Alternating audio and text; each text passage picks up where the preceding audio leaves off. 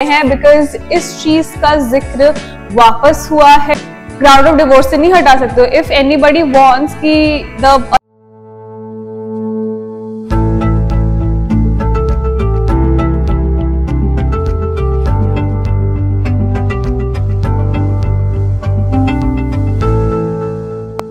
Greetings everyone. On behalf of Pathshala family, I, Vaibhavi Batra, welcomes you all on our YouTube channel. Today is lecture 39th of our online CLAT marathon series and आज हम एक legal point of view discuss करने वाले हैं because इस चीज का जिक्र वापस हुआ है recently in the parliament of our country regarding, you know, its reinstation as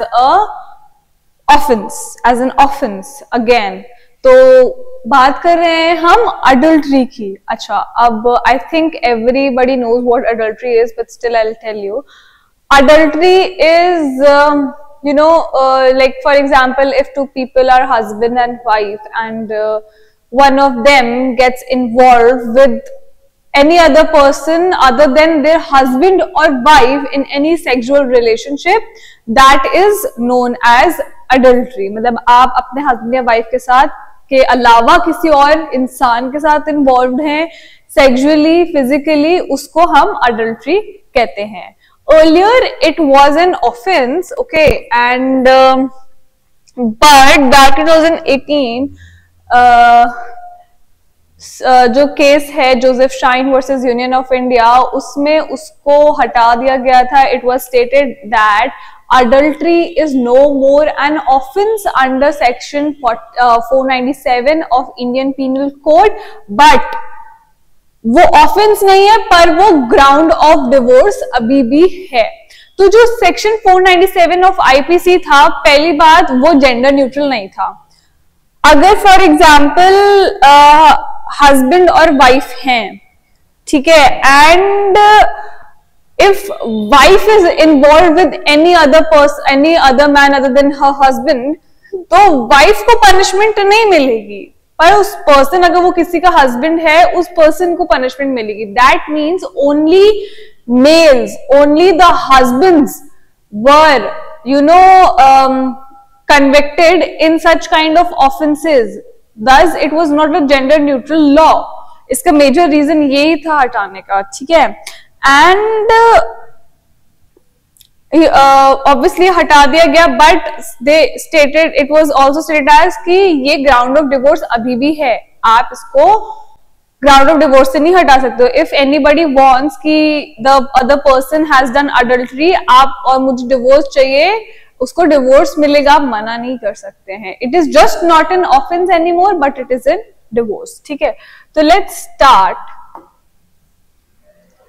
Before 2018, the Indian Penal Code included Section 497, ठीक है, which classified adultery as a criminal offense act.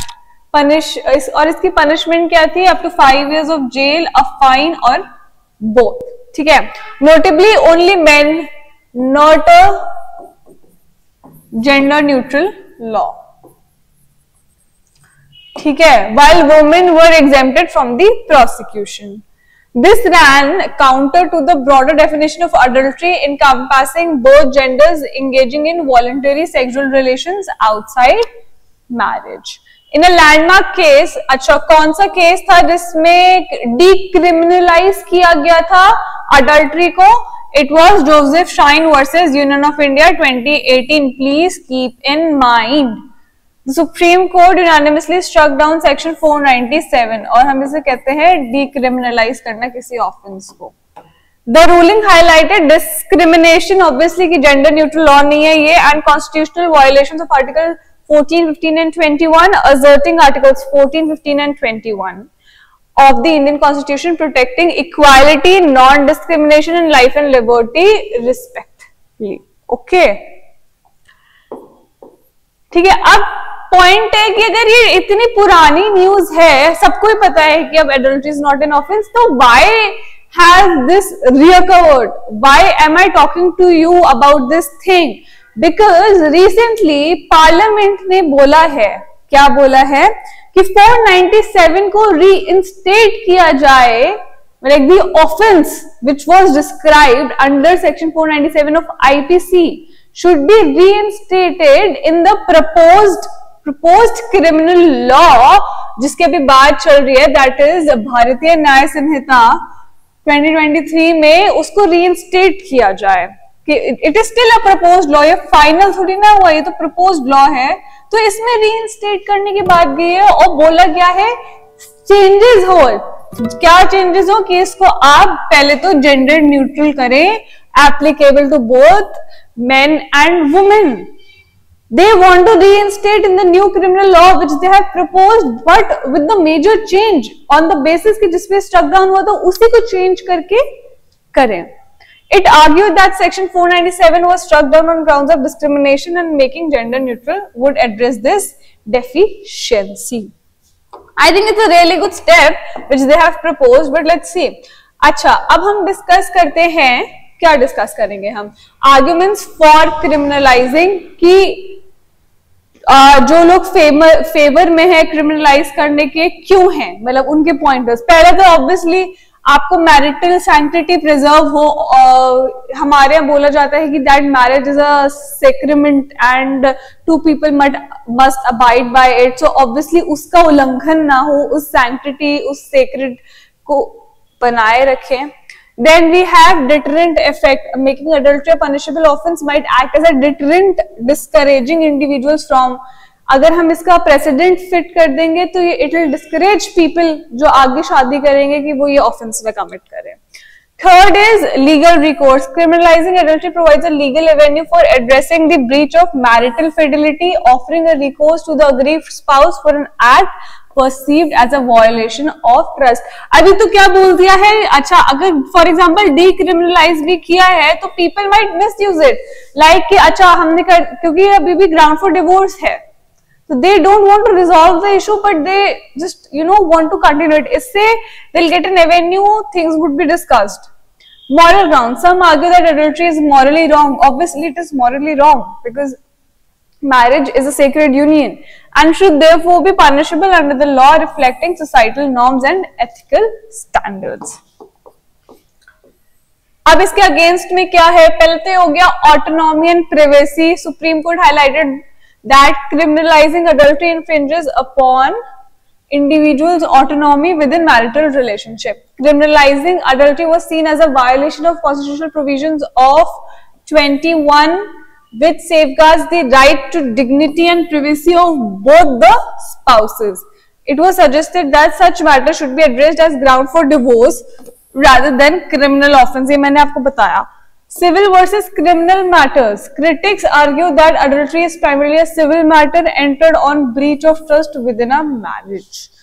ठीक है, तो ये उन लोगों की तरफ से है जिन्होंने बोला कि नहीं किया. देन उन्होंने क्या प्रपोज किया कि impact on relationships. Treating adultery as a criminal offense could exacerbate already strained relationship. It might act, किसी का relationship already strained है उस पर और जोर डाल रहे हैं आप. Legal ramifications might intensify emotional distress and damage the other person for reconciliation. Legal complexity. Adultery often involves subjective and nuanced circumstances within relationship. Attempting to legislate and prosecute such cases may lead to legal complexities and burdening the judicial system with the subjective matter. So abhi I think abhi legal side versus parliamentary side, legislative side रोज रखा है क्योंकि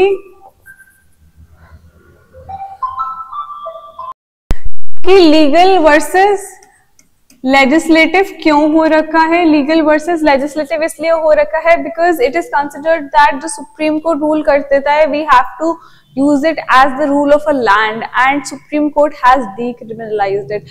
On the other hand, the legislative side has again reproposed for the better changed law जो Supreme Court ने already decriminalized किया था. So let's see.